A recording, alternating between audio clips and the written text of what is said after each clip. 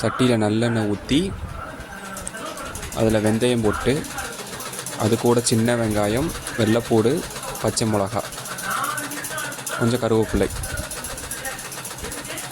இந்த வெங்காயம் வதங்குற வரத்தோட தக்காளி ஆட் பண்ணிக்கிறணும்.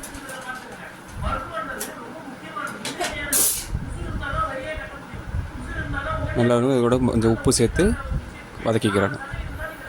இதோட வெண்டைக்காய், அந்த வெண்டைக்காய் வதங்குற அளவுக்கு கொஞ்சம் நேரம் விட்டுறணும்.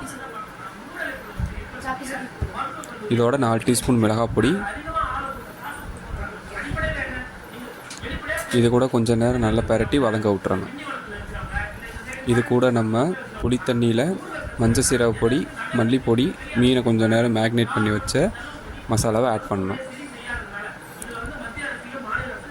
ஆட் பண்ணதுக்கப்புறம் ஒரு கொதிநிலை வந்த பிறகு வேக வச்ச மீனை எடுத்து போடணும்.